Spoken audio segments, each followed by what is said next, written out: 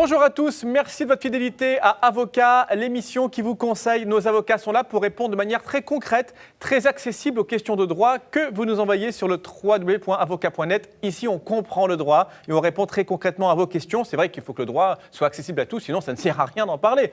À nos côtés aujourd'hui, 3 avocats qui vont justement répondre de manière très concrète à vos questions. Nous commençons par notre amie Myriam Lasserie, avocate au barreau de Paris. Bonjour Myriam. Bonjour Yves. Comment ça va ? Je vais au mieux. Au mieux, full patate, comme dirait. J'ai un ami qui dit full patate. Voilà, j'aime bien cette expression.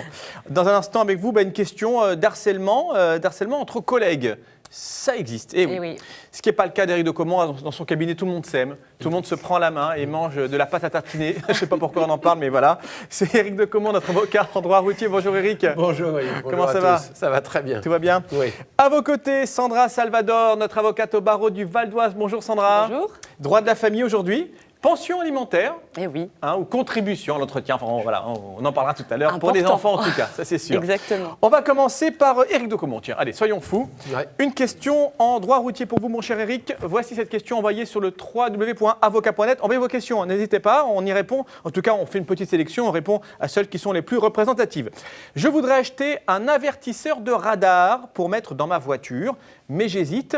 Est-ce légal ? Est-ce que je risque quelque chose si je me fais arrêter avec ça par un policier ? Parce que c'est vrai qu'on se pose la question, on ne sait pas vraiment si on a droit ou pas d'avoir un avertisseur de radar. En fait. D'autant plus qu'on ne sait plus très bien avec un certain nombre d'appareils ce qui est autorisé et qui ne l'est pas. Alors on va déjà replacer le contexte. Il y a 3 catégories.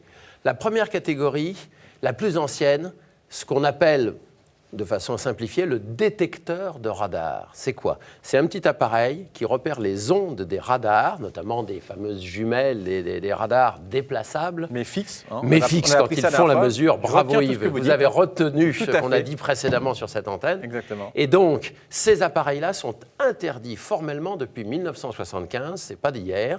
Ce sont des appareils qui peuvent entraîner 1. La saisie de l'appareil, 2. Une amende jusqu'à 1 500 €, 3. La saisie de la voiture s'ils sont fixés dessus, et la bagatelle de 6 points en moins sur votre permis de conduire, outre le fait qu'on peut vous suspendre le permis jusqu'à 3 ans. Donc, take care, moi je déconseille formellement l'usage de ce genre d'appareils qui, au demeurant entre nous, ont perdu beaucoup de leur intérêt parce qu'ils marchaient très bien à l'époque où les radars, les cinémomètres, c'est le terme exact, émettaient en continu, étaient en permanence en veille. Là, maintenant, la quasi-totalité des appareils ne fonctionnent qu'à la demande du policier. Donc ça ne peut marcher que si vous avez la chance d'arriver quelques centaines de mètres derrière un pauvre malheureux qui se fait prendre avant vous, et ça bave, si j'ose dire, et votre appareil le repère. Donc ça ne marche pas à tous les coups, et ça coûte très cher. Donc ça, on oublie. Donc, deuxième hypothèse, l'avertisseur de radar, car c'est le terme que vous avez utilisé. Et pour répondre très précisément à votre question, l'avertisseur de radar fut légal jusqu'à 2012, mais il ne le serait plus si on l'appelle toujours un avertisseur de radar. Alors vous allez me dire, qu'est-ce que vous êtes en train de me raconter ? Oui, c'est pas de ma faute, c'est M. Guéant qui a changé tout ça. M. Guéant, un jour, il a dit, plus d'avertisseurs de radar, c'est-à-dire plus d'appareils qui vous indiquent de façon communautaire, puisque en fait chacun signale aux autres, c'est ça le principe de base. Il y a même des applications sur ça aujourd'hui. Plus d'appareils qui permet de dire, à cet endroit précis, il y a un radar.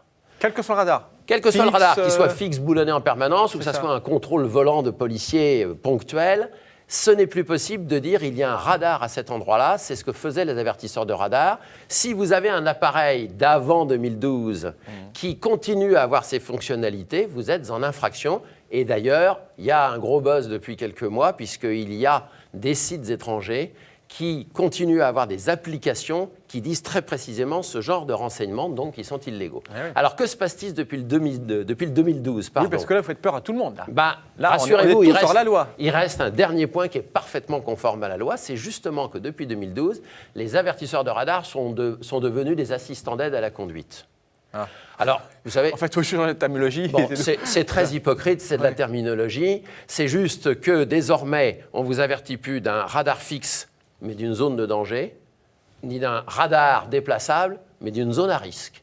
En d'autres termes, vous avez votre assistant d'aide à la conduite qui va vous dire « Regardez, là, il y a 4 km sur autoroute, pendant lequel il peut y avoir quelque chose. 99 fois sur 100, c'est un radar fixe en l'occurrence, et c'est très exactement aux 3/4 que se trouve le radar. Donc le service rendu est exactement le même, mais parce qu'on l'a appelé assistant d'aide à la conduite, c'est parfaitement légal, et aucun policier ne pourra vous verbaliser pour ça. ni vous saisir l'appareil, puisque bien entendu, il est légal et il est dans votre véhicule, donc il n'est pas question qu'il vous fasse quoi que ce soit. Vous pouvez donc continuer à utiliser, non pas les avertisseurs de radar, mais les assistants d'aide à la conduite. Donc détecteur de radar, il n'y a plus. Interdit. Avertisseur de radar, il n'y a plus. Il y a plus. Maintenant, assistant d'aide à la conduite. Bientôt, il n'y aura plus, mais il y aura un autre nom, tout Peu simplement. importe, On s'en qu'importe sortira. le flacon, pourvu qu'on ait. Exactement. Mais je ne le dirai pas en matière de code de la route, quand même. Merci, mon cher Eric. Je vous avertis qu'à côté de vous, il y a une consoeur qui va prendre la parole. Ah, Vous l'avez pour ça, il n'y a détecté pas aussi. besoin d'appareil, je l'avais déjà repéré. C'est pas tonariste, tout va bien. Avec Sandra Salvador, avocate au barreau du Val d'Oise. Question de droit de la famille. Parfois, il y a peut-être des disputes au volant aussi. Ça, c'est souvent une source, une cause de dispute. Mais là, ça n'a rien à voir.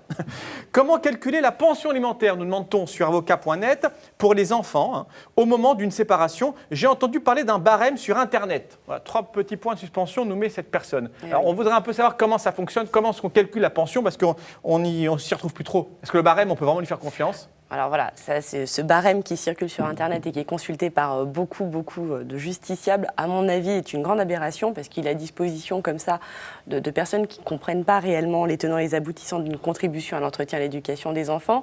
Et donc, à mon sens, c'est parfaitement dangereux. C'est purement indicatif.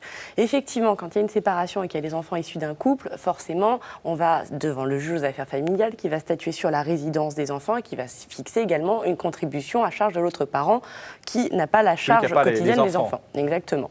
Donc, c'est le montant qui pose souvent problème. Effectivement, il y a ce barème-là, mais qui, à mon sens, ne prend pas en considération tous les éléments. Ce barème prend en considération les revenus du parent débiteur et le nombre d'enfants. Point. Il n'y a pas d'autres précisions sur ce tableau.